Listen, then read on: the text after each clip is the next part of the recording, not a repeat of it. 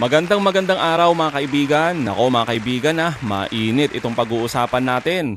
President Marcos muling siniraan ng mga alipores ni Duterte. Atty. Castro binira ang mga salot at yung mga totoong traidor na panira sa ating gobyerno. Binunyag all out mga kaibigan.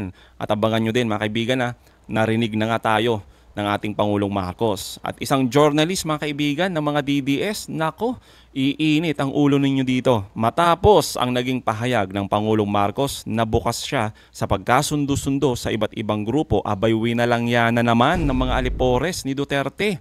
Abay ginagawa lang umano ng Pangulo ito dahil takot na itong magantihan at mahina na talaga ang administrasyon dahil nalalapit na ang pagbabalik umano ang puwersa ng mga Duterte. At kung sincere daw ang Pangulo, abay ibalik niya muna ang dating Pangulong Duterte sa Pilipinas. Iyan ang pag-uusapan natin mga kaibigan Pero bagong lahat, pakilike po muna ang ating video, pakishare na din at subscribe na po kayo sa ating channel. Unahin po muna natin ito mga kaibigan itong mga reaksyon ng mga senador patungkol nga dito sa open reconciling ng ating Pangulo sa iba't ibang grupo. Tingnan nyo mga kaibigan pakinggan nyo kung sino yung kakaiba talaga dito. Yung may talagang self-interest lang. At yung kanilang amo lang talaga, yung talagang tinututukan sa lahat mga kaibigan. May reaksyon na ang mga nakaupo at bagong halal na senador sa pahayag ni Pangulong Bongbong Marcos Jr. hinggil sa posibleng reconciliation sa pamilya Duterte. Para naman kay Senate President Francis C. Escudero, ang pahayag ni PBBM ay paalala na dapat unahin ang kapakanan ng taong bayan kaysa personal na higwaan ng mga partido. Ay naman kay Senator Coco Pimentel, tamang asal ito para sa Pangulo bilang ama ng bayan. Kahit hindi magbago ang ugali ng ilan na wala na sa kontrol ng Pangulo. Para naman kay Senator-elect Ping Lacson, ang kabaitan ng Pangulo ay minsan tinitingnan ng iba bilang kahinaan. Kaya niya, kailangan niya ng isang bastonero sa gabinete na kayang pasunurin ang mga opisyal at mambabatas para sa maayos na pamamahala. Samantala, nananatiling may duda si re-elected Senator Bato de la Rosa sa sinseridad ni PBBM kung talagang bukas itong makipag-ayos sa mga Duterte. May duda ka pa niyan Akala mo talaga kayo yung agrabyado dito. 'Di ba? Pero ito naman self-interest talaga. May duda. Talagang pinipersonal no. Kailangan ibalik daw yung Pangulo, 'di ba? Ang laki ng pinagkaiba doon sa naging reaksyon ng ibang mga senador, lalo na si Senator Ping Lacson, 'di ba? Kasi nga sinasabihan nila na weak daw yung ating Pangulo. Pero ang sabi ng Senator Lacson natin ay maghanap siya ng isang cabinet member o mga cabinet members na talagang bastonero, no? Talaga yung kamay na bakal, 'di ba? Yung may pangil talaga. Hindi tulad ng mga to, mga kaibigan, yung mga alipores ni Duterte. O tulad nito, si Panelo. Ang sabi niya, 'di ba mga kaibigan, ibalik muna si Digong dito sa Pilipinas. Kung talagang sincere ka, 'di ba? Sa ating Pangulo, isa rin 'to, akala mo talaga sila yung agrabyado Abay lalo na 'to mga kaibigan, yung pugante na nagtatago. Kapal ng mukha sabihin kinidnap si Tatay Digong, kapal ng mukha. Para bang yung reconciliation, iniisip nila na kailangan din ang kapalit ay absueltuhin mo kami sa lahat ng kabalbalan namin. Kapal nyo, no? Ano kayo sinuswerte? Kaya naman mga kaibigan, eto matinding birada ni Atty. Castro. Tapos, yung paboritong journalist ng mga DDS, nako, iinit talaga yung ulo nyo dito. Kuha na po kayo ng tubig kasi talagang iinit yung ulo nyo dito Yusek, even former presidential advisor Attorney Panelo believes that Attorney Harry Roque is not a victim of political persecution and it appears daw po that he is a pogo lawyer and was encouraged to go home. Si Attorney Roque naman po sinabing nag-aaksaya daw po ng pera ang gobyerno para sa paghahanap po sa kanya dahil bumuo po ito ng tracker team. May we know po your response? Thank you. Mukhang si Attorney Harry Roque na lang naman ang naniniwala sa kanyang pananaw na may political persecution. Ito malamang ay ang pagtatago niya ng kanyang maaaring liability at ang kanyang pagsama-sama sa mga Duterte ay ginagawa niyang panangga para ipatunayan na mayroong political persecution. Pero kahit ang kanyang dating naging kaalyado ay hindi naniniwala sa kanyang mga tinuran. At patungkol sa nag-aaksaya ng oras, ang paghahanap ng isang fugitive ay hindi pag-aaksaya ng oras. Kung siya ay concerned sa pondo ng bayan, dapat noong pang 2016 At kung sinasabi nga niya na siya ay concerned sa punto ng bayan, hindi ba mas maganda kung mag-voluntary na siyang umuwi rito para hindi na siya pag-aksaya ng oras at ng pera ng gobyerno? So parang how Tama. does Malacanang respond to concern that reconciliation may come at the expense of accountability? Lalo na po, for example, nahaharap din si Vice President Duterte sa impeachment trial. Tandaan po natin, wag po tayo mag-focus na sinasabing open for reconciliation para lamang sa mga Duterte. Maliwanag po ang sinabi ng Pangulo sa lahat ng tao na maaaring hindi kapareho ng kanyang paniniwala o ng prinsipyo o ng polisiya. Mas maganda kung lahat ng tao ay makakasundo niya para po sa taumbayan, para magkaroon na po ng tuloy-tuloy na pagtatrabaho para sa bansa. So wag nating isentro ang open for reconciliation sa mga Duterte. Hindi po gagawin ng Pangulo na lumabag sa batas para lamang sa isang reconciliation. Follow up lang po, Yusek. Siguro po, no, parang it's an open for all. Pero yung sabi naman po ng mga kaalyado ni dating Pangulong Duterte like Harry Roque and Panelo saying that reconciliation is only possible if the President takes steps to bring former President Rodrigo Duterte back to the country. Ito po ba ay anong response po ng Malacanang dito sa comment nila? Tandaan po natin, hindi po magpapahawak sa liig at hindi po magpapadikta ang Pangulo sa mali. Hindi po tatalikuran at babalik rin ng Pangulo ang batas para lamang pagsilibihan ang personal na interes ng iilan. So tandaan po natin, lagi pong sa batas ang Pangulo. Kaibigan o batas? Batas pa rin po ang pipiliin ng Pangulo. Tama. Eden Santos, Net 25. Nako, eto na mga kaibigan. Nako. Makainit ng ulo. Eto na. Mag-ready na po kayo ha. Issue nung pagpapauwi ng Pangulo, kung talagang sincere daw po siya dun sa pakikipagkasundo sa mga Duterte, baka pwede rin magpa-hair follicle test ang Pangulo. May mga kondisyon po para lang maipakita daw yung sinceridad po ng ating Pangulo dun sa kanyang pakikipag-reconcile or pakikipagkasundo sa mga Duterte. Ano pong reaksyon ng Malacanang dito? Ulit-ulit, paulit-ulit, uulit-ulitin ko, uulit-ulitin natin. Peke, ang video na siyang pinespread or isiniwalat itong si Atty. Harry Roque. Dapat pa natin siyang paliwalaan o ulit-ulitin ko, paulit-ulit na lamang siya. Yusek, follow-up lang po. Hindi naman din po batay dun sa video lang yung panawagang magpa-hair follicle test ang Pangulo. Bukod po doon, medyo... Paulit-ulit po ulit? Hair follicle test po ulit? Yun po yung ilan sa tingin nyo ba, meron silang karapatang magbigay ng kondisyon kapalit nung sinasabi po ng Pangulo natin na para makipagkasundo? Ang pakikipagkasundo po ay para sa taumbayan, hindi para sa personal na interes ng iba. Alalahanin po natin, maliwanag, uulit-ulitin ko ang sinabi ng Pangulo, sa lahat ng tao, gusto niya pong makipagkasundo para magkaroon ng stability, magampanan ang dapat magampanan at hindi madiskaril ang trabaho ng gobyerno. Ayaw po niya ng away. So, ang awayan na to, ang siya nagpapabagal sa trabaho ng gobyerno dahil puro paninira. Puro fake news na natatanggap ng Pangulo. So, ang pakikipagkasundo sa lahat, hindi lamang para sa mga Duterte, ay tama lang po na gawain ng Pangulo bilang ama ng bansa. Magsasakripisyo na siya kahit siya na po yung sinisiraan. Kahit siya na po yung binibigyan na maling kwento at binibigyan at ginagawa ng peke na video. Yan po ang dapat na gawin talaga ng isang ama ng bansa. Ibang klase din kasi magtanong tong si Eden no, mga kaibigan. Totoo naman ho kasi paulit-ulit. Kung papansinin nyo, siya yung nagdidiin dyan sa hair follicle test na yan. Alam mo na ang peke yan eh. Yan pa talaga ang daming pwedeng tanungin. Di ba mga kaibigan? Kasi nga, sayang yung oras eh. May mga ibang mga journalist dyan na siguro mas makabuluhan yung mga itatanong kaysa dito kay Eden eh. Sipin ninyo yung hair follicle test pa rin, yung pinagdidiinan. Paulit-ulit naman talaga. Di ba? Yung source niyan peke. Tapos yan pa talaga yung huhugutin mo na itanong para ma-connect lang dito sa reconciliation. Ibang klase din talaga tong si Eden. Buti nga sa'yo. Oh. No? Sinupalpal ka. Kainit ka talaga ng ulo minsan. Follow up, Ivan Mayrina, GMA Integrated News. With due respect, Yusek, ang sinasagot po ng Pangulo dun sa reconciliation, diretso po yung tanong, ay tungkol sa mga Duterte. He was responding to a question specifically reconciliation with the Dutertes. Kaya nga po sinabi niya, opo, kasama ang mga Duterte. Pero wag natin pong isentro sa mga Duterte. Dahil ang sinabi niyang sumunod ay gusto niya pong makipagkasundo sa lahat ng tao. Ito po yung sinabi niya. Ayaw ko ng gulo, gusto kong makasundo ang lahat ng tao. Mas maganda.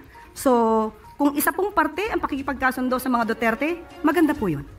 At ang malinaw po, the offer of reconciliation should not come with any conditions. Yun po ang gusto nating sabihin. Opo, ito na may para sa taong bayan at para sa bansa. Salamat po. Dun sa reconciliation and ayaw ng politika, clarify lang po, hindi po ba ipapakita ng Pangulo na hahabulin niya o pananagutin kung nagkasalaman? Nagsisimula. Yes. Okay, Kasi medyo meron pong na makikipagbati ba at may ayaw ng politika kung talaga namang nagkasala. Dapat po ba, hindi po ba dapat ipakita ng Pangulo na hahabulin niya ang mga nagkasala? Nung sinabi at tinanong siya kung open siya for reconciliation, wala pong nabanggit na hindi niya ipapatupad ang batas. Wala pong nabanggit na magpapatawad siya kung may nagkasala. So ang reconciliation lamang po ay para hindi na magkaroon ng gulo. At para magkaroon nga po ng stability at matupad niya ang kanyang mga pangako sa bayan. Yusek, on other matters naman. May latest ba sa OWA after ng pagkakatanggal kay Mr. Arnel Ignacio? Is there any development sa agency? Opo, sinabi po natin na si former OWA Administrator Arnel Ignacio, hindi po siya nag-resign, siya po ay tinanggal.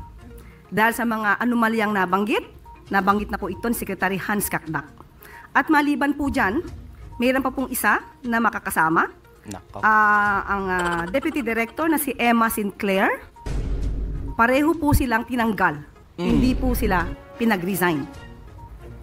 Ito lamang po ay isang senyales, maaari nating sabihin na ito ay panawagan ng Pangulo sa lahat ng mga nagtatrabaho sa ilalim niya. Nagampanan ninyo ang inyong trabaho. Huwag tanggalin ang pangluloko o lokohan sa inyong pagtatrabaho dahil hindi po mangingim ang Pangulong tanggalin kayo sa pwesto. You will all be fired kapag hindi nyo tinupad ang inyong mga obligasyon sa bayan. Ayun, maraming salamat, Attorney Claire. Totoo naman mga kaibigan talagang inuumpisahan na ni Pangulong Marcos yung calibration sa kanyang mga cabinet members. Tulad ngayon, di ba?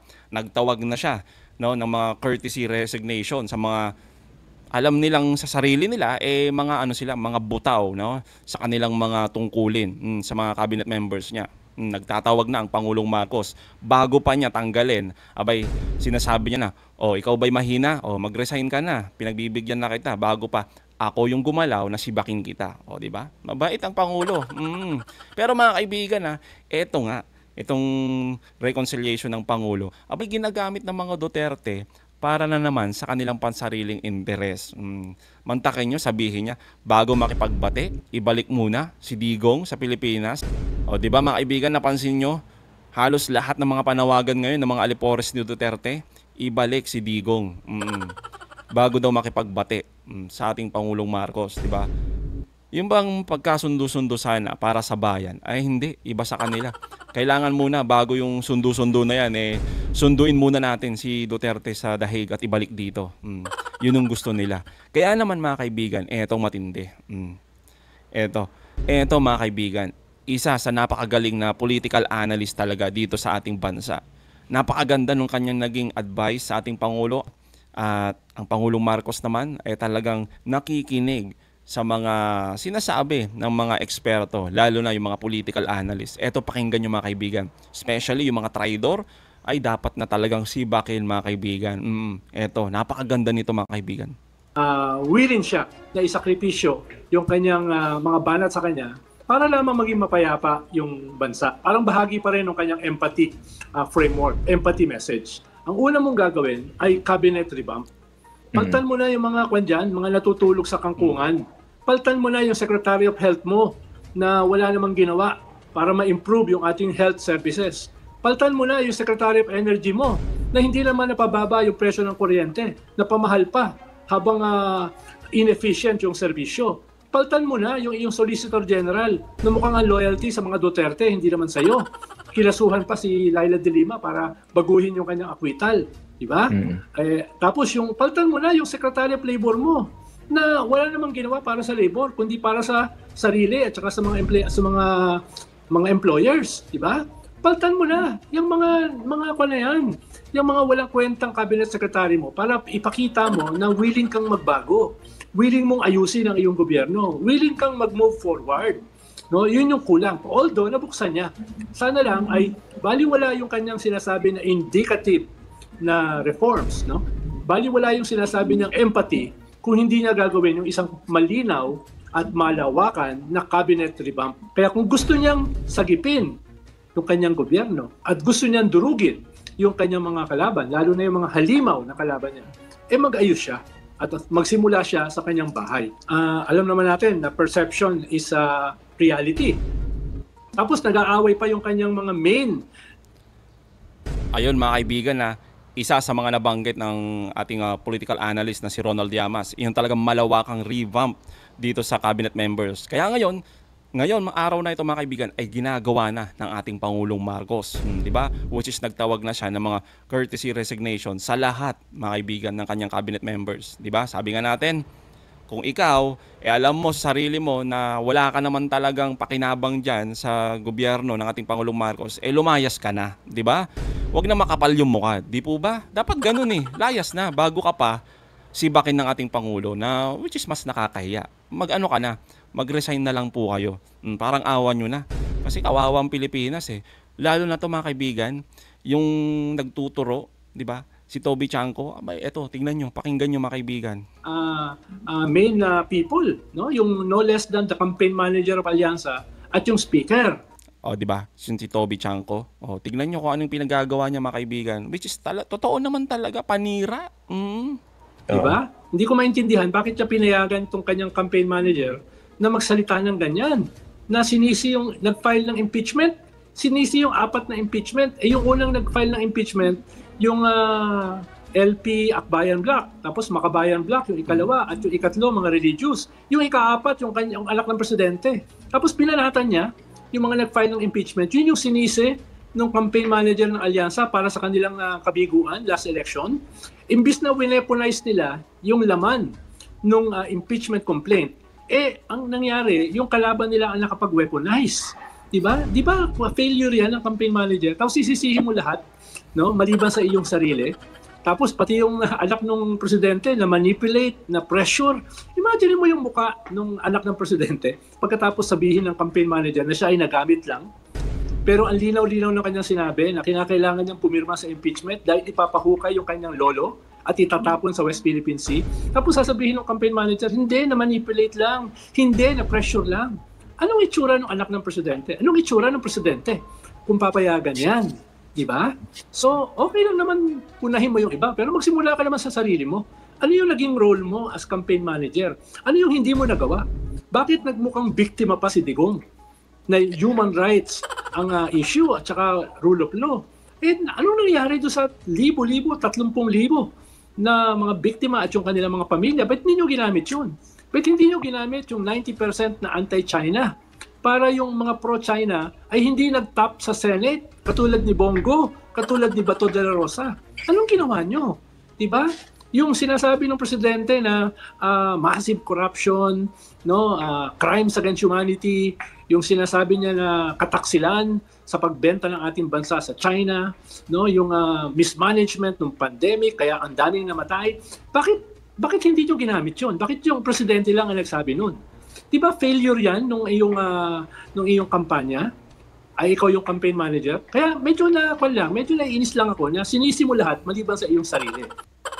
Kaya naman pala, di ba mga kaibigan, napakaganda yung message ng ating Pangulo regarding sa mga kabulastugan ng mga Duterte, yung mga pagiging pro-China nila, di ba? Nasaan yung mga pera, yung mga EJK, di ba? Yung impeachment, di ba? Yung mga pagbabanta ni Sara Duterte. Maganda po yung mensahe ng Pangulong Marcos sa kampanya Tapos yung mga plataforma nila, maganda. Alam niyo yung mali talaga.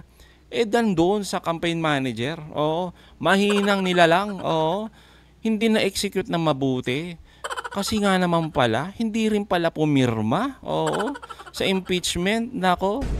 pabor na pabor ka talaga sa Duterte. Oo, mga kaibigan.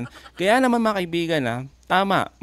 Itong ginagawa ngayon ni Pangulong Marcos na malawakan na revamp dito sa kanyang mga cabinet members. Kaya naman mga kaibigan, agree ba kayo sa ginagawa ngayon ng ating Pangulong Marcos na malawakang revamp dito sa kanilang mga cabinet members? At yung mga traidor talaga sa ating gobyerno, kailangan talaga dyan sipain si Bakil mga kaibigan, panira, anay talaga yan sa ating lipunan mga kaibigan. At matindi rin yung impact na mangyayari sa iiwang legasiya ng ating Pangulong Marcos kung sakaling magpapatuloy na hindi niya aayusin itong mga cabinet members niya. Okay mga kaibigan, anong masasabi niyo patungkol dito? Comment down below. Again mga kaibigan, huwag niyong kalimutan, i-like at i-share natin mga videos. Hanggang sa muli, kita-kita ulit tayo mga kaibigan.